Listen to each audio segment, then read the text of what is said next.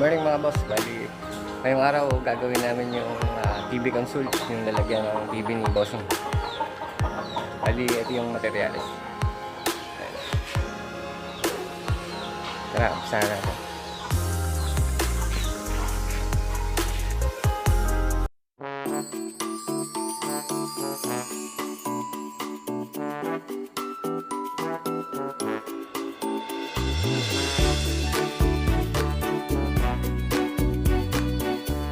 Dinrawing ko na rin yung design ng TV console na gagawin namin. Ayan guys.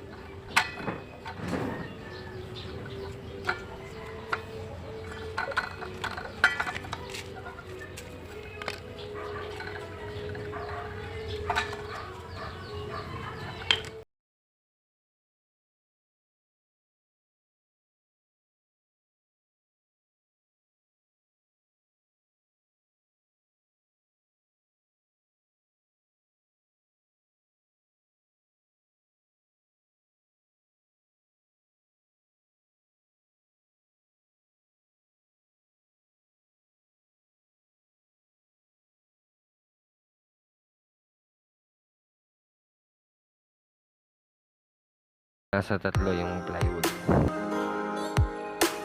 Plywood na lang din yung ginagamit kong pang-guide pagka tumatapos kami gamit ang circular saw.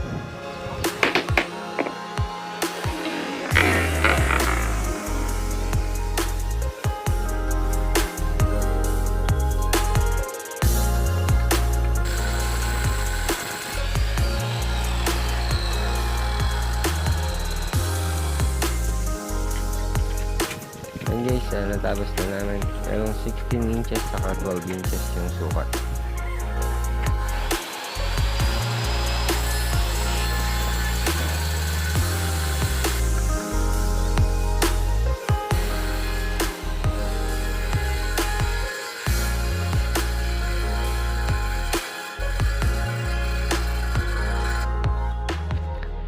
DIY circular saw guide.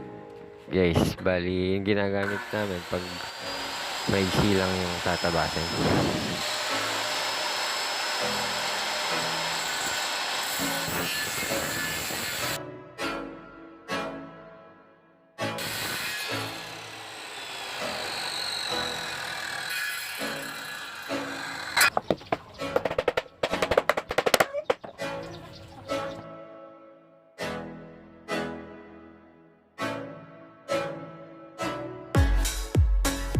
Ilalagyan namin ng stick well guys para mas matibay bago namin ipako.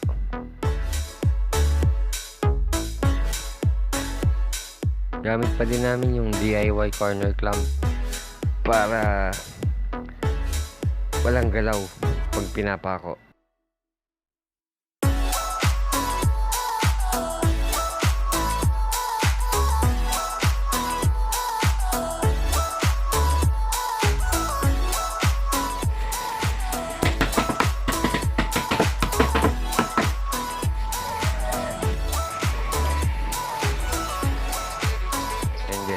DIY corner clamp.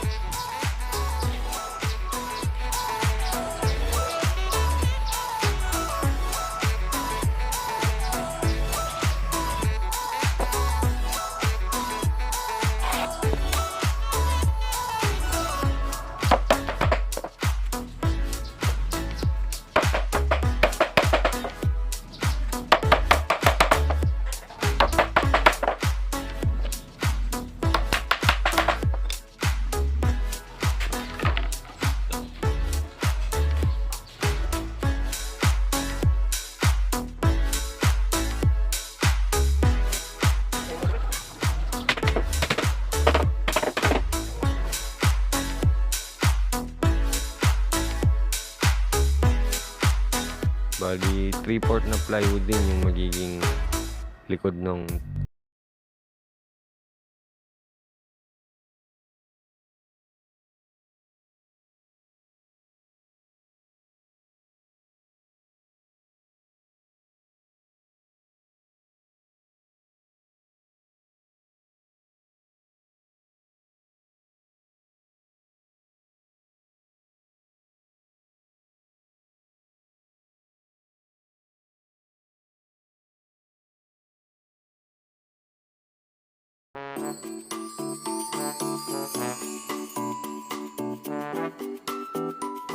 Ayan guys, natapos na yung sa cabinet na patayo. Ayan siya.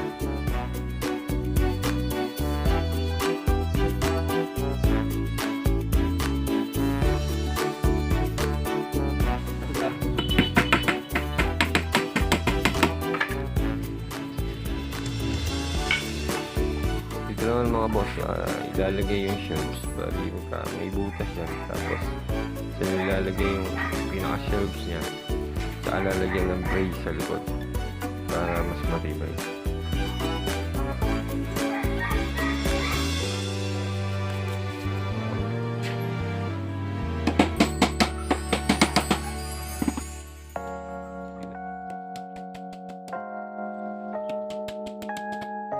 Bali yan ang mga boss, yung pinaka shelves niya o patungan. Bali nilalagyan muna namin ng liston.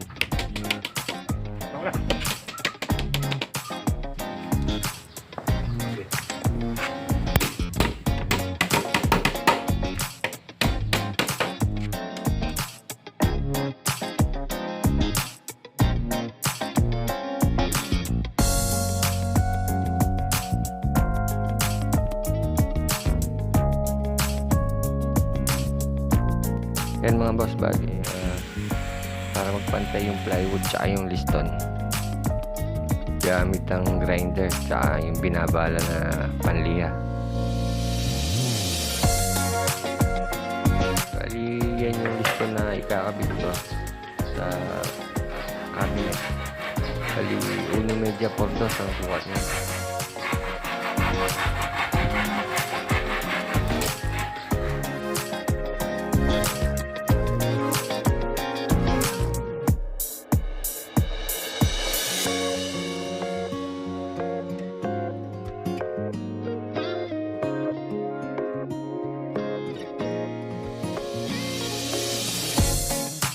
Ayan, para magpantay yung mga dugtungan.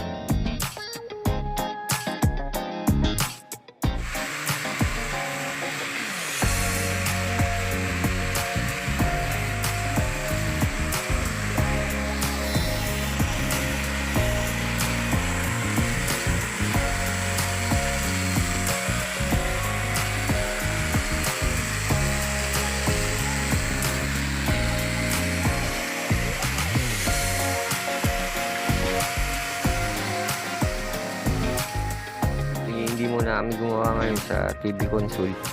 Sinama ko ni boss sa bahay niya sa Cabanatuan. Hindi mabuksan yung doorknob sa bahay nila. Bali number, nasira na rin yung doorknob, so hanap kami ng kamukha ng doorknob na nakakabit sa pinto niya. Dito kami ngayon sa New City Lumber sa Cabanatuan City.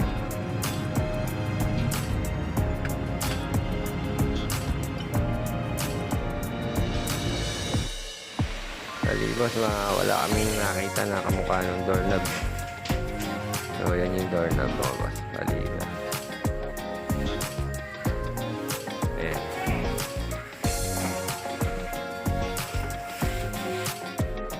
So bali yan guys yung pinagtanggalan ko. So gagawin ko dyan deadbolt lock na lang din yung kakabit ko. Ayan guys, yan na lang naging itsura niya dahil wala kami mabili.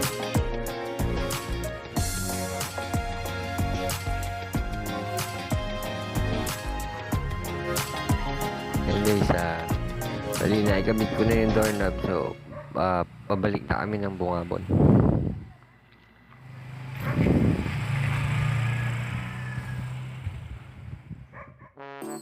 Ayan guys, bali naikabit na namin yung shelves.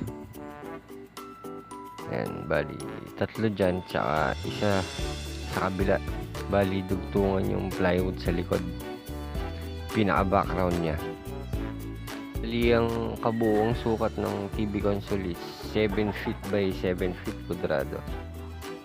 So yan yung isa, 4 feet, 7 by 4. Tapos yung ipapatong sa itaas is 3 feet na lang by 7 feet.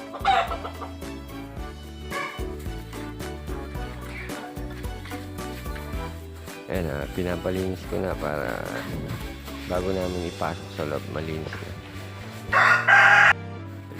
Ayan guys, yung shelves nakapasok sa likod.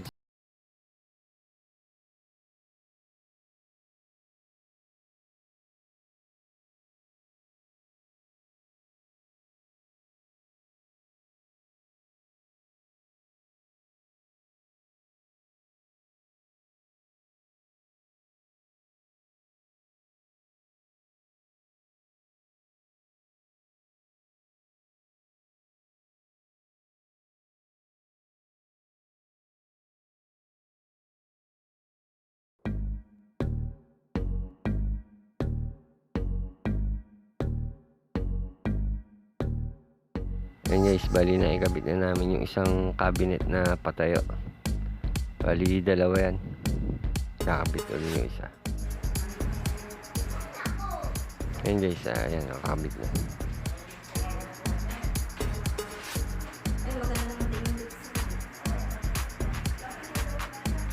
Ang ganda. Sana all. Bali, yun yung apo ni Bossing guys. Nagagandahan siya sa TV console.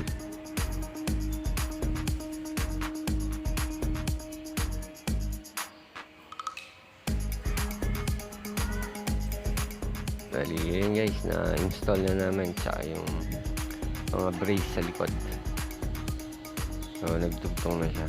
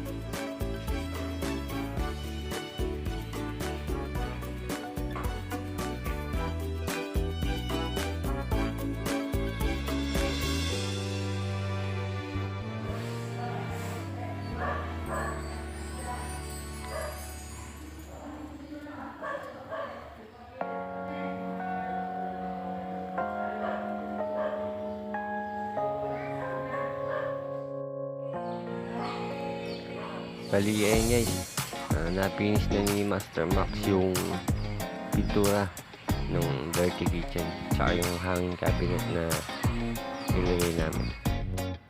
Ayan. Bali, lalagyan na rin namin ng handle lahat ng mga pinto, pati yung sa ilalim. Ayan guys.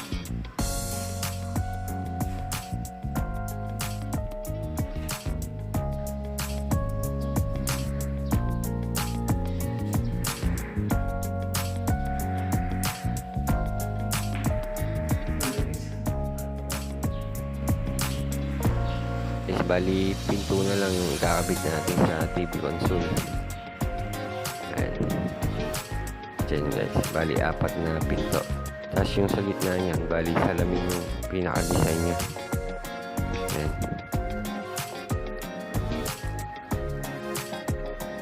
Ayan guys, yung concealed hinges.